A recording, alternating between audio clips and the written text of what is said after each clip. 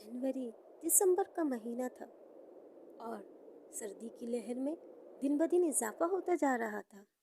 ये कहानी है एक गरीब घराने की, जहाँ पर दीपक नामी एक लड़का रहता था। दीपक अपनी दादी के साथ रहता था क्योंकि दीपक की माँ कहीं साल पहले गुजर चुकी थी। दीपक दादी से कहता है, दादी, क्या मुझे स्वेटर मिलेगी? मुझे बहुत ही ठंड लग रही है। इतनी ठंड है कि मैं कुछ बोल भी नहीं पा रहा हूँ। दादी दीपक से कहती है, अरे बेटा, कहाँ? हम जैसे लोग कहाँ स्वेटर पहन सकते हैं। हाँ, मेरे पास कुछ एक आध स्वेटर पड़ी हुई तो है। चल, मैं वो तुझे दे दूंगी निकाल के, तू वो पहन के अपनी सर्दी दूर कर सकता है। बेटा, तू फिक्र नहीं कर। आज तेरा बाबूजी आएगा, मैं उससे कहूंगी कि वो तेरे लिए अच्छी स्वेटर ले आए। इतने में दीपक के बाबूजी आते हैं। अरे राम बेटा, दीपक बीमार पड़ता जा रहा है। सर्दी की लहर आती जा रही है।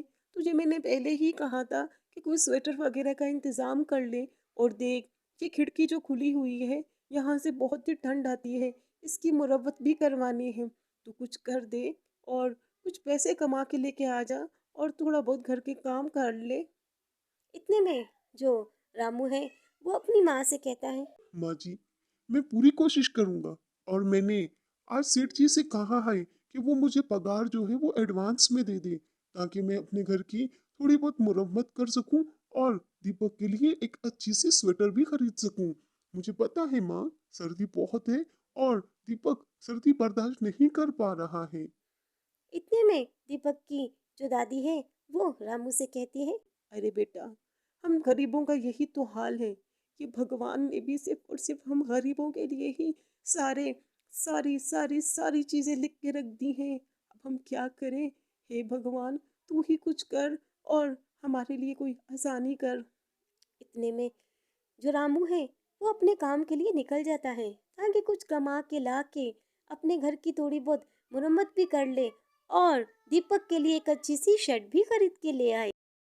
बात करते हैं अमीर घराने की सर्दी की। पायल जो है अपनी माँ से कहती है, माँ, ये देखिए, कैसा लग रहा है मेरा ड्रेस? खूबसूरत लग रहा है ना? ये आपने मुझे लास्ट बर्थडे पर दिया था। और अभी जो मैं हूँ, वो मैं पार्टी करने के लिए जा रही हूँ। कितनी पार्टी है मम्मा? और हम लोग जल्दी आ जाएंगे, सारी गर्ल्स हैं वहाँ पे। हमने बहुत इंजॉय करना है। अरे बेटा, सुन सुन, तू कुछ स्वेटर वगैरह पहन ले। बहुत ही ठंड है बाहर। इस तरह से नहीं जा। घर के आसपास तो हीटर लगे, इसलिए गर्माइश है। बाहर ऐसे नहीं जाना है तूने। अरे माँ कुछ भी नहीं होता, ये कहते हुए जो है पायल घर से बाहर चली जाती है किटी पार्टी के लिए।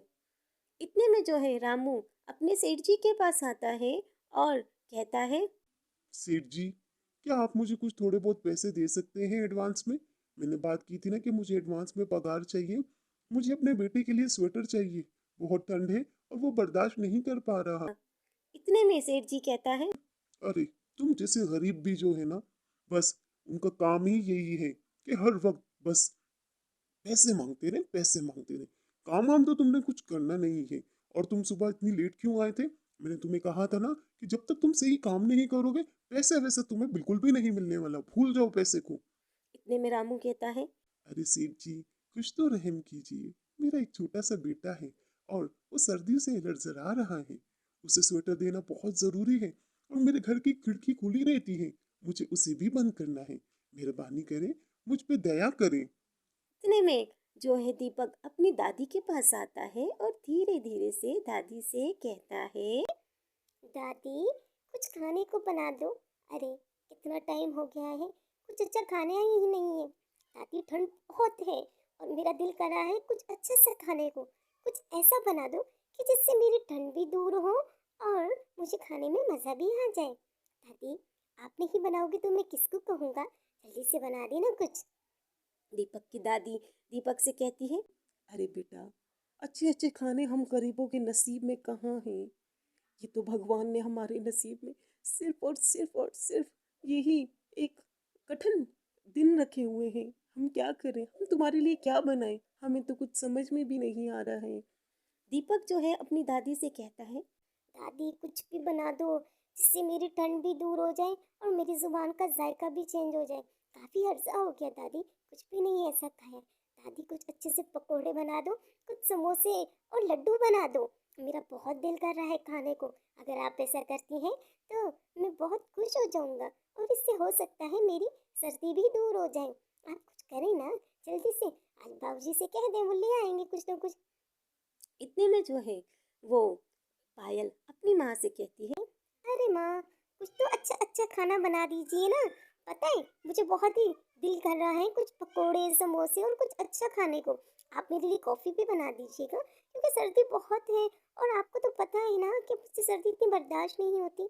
अरे बेटा, इस वजह से तो मैंने आसपास घर के हीटर लगा के रखे हैं ताकि मेरी बेटी को सर्दी ना लगे। ठीक है मेरा बच्चा, मैं तेरे लिए सब कुछ बनाऊंगी। जो जो तूने बोला है ना मैं सब करूंगी। बस तू थोड़ा सा सब्र कर। ठीक है, मैं अभी जाके किचन में जाती हूँ और अच्छे अच्छे खाने अपनी बेटी के लिए बना के लेके आती हूँ। ठीक है बेटा। इतने में जो है दादी दीपक के पास आती है और एक थाल में थोड़ा सा गुड़ लेके आती है और दीपक से कहती है। अरे बेटा, मैं सिर्फ तेरे लिए गुड़ ही लेके आई हूँ। दीपक दादी से कहता है, दादी, ये गुड़ क्यों लाई हो? मुझे तो कुछ चटपटा सा खाना था। मैंने तो आपको कहा था ना कि मुझे पकोड़े समोसे खाने। दादी दादी, मैं तो ये सब कुछ नहीं खाने वाला। ये गुड़, ये तो मेरा मुंह मीठा कर देगा बजाय इसके तीखा करने के। दादी कुछ और लेके आओ ना दादी, ये नहीं खाना। इतने में जो है वो पायल की माँ आती है और पायल से कहती है, अरे बेटा पायल, तुमने जो जो खाने को कहा था वो सब कुछ बन चुका है। अरे ऐसा हो सकता है कि मेरी बेटी ने फरमाइश की हो और मैंने कुछ ना बनाया हो। ले, ये सब खाना तेरे पे कुर्बान। और हाँ, और जो कुछ भी खाना खाना हो मुझे बताना। ये खाना तेरी सर्दी भी दूर करेगा और तुझे हेल्दी भी करेगा। हाँ माँ, मुझे पता है। बस माँ, मैं ये सूप पीऊंगी, ज्यादा कुछ नहीं पीऊंगी। मैंने तो कह दिया था आपसे कि आप सब कुछ बना दें, लेकिन क्या करूँ, अब मेरा खाने का बिल्कुल भी मन नहीं है। माँ एक काम करे, बस मैं ये सूप पी लूंगी और बाकी आप ये सारा खाना जो है ना वो फेंक देना, डस्टबिन में फेंक देना। मुझे कोई मज़ा नहीं आएगा खाना खाने में क्योंकि मेरी भूख जो है वो अब मर चुकी है। मैं सिर्फ और सिर्फ सूप ही पीऊंगी, ठीक है माँ? अरे बेटा, खाना वेस्ट नहीं करना है। ठीक है ठीक है, तू सिर्फ सूप ही पी ले। ठीक है, बाकी ये खाना देख लेंगे, कुछ ना कुछ उसका आगे पीछे फेंक फका कर लेंगे, लेकिन इस तरह से नहीं। ठीक है। अरे मेरी बेटी, तू मेरी इकलौती बेटी है, जैसा तू कहेगी मैं वैसा ही करूँगी।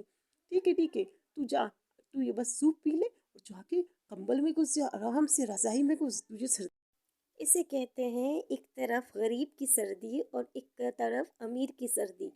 दोनों में बहुत ही फर्क होता है। हर कोई ये समझ नहीं पाता हमें गरीबों की मदद करनी चाहिए।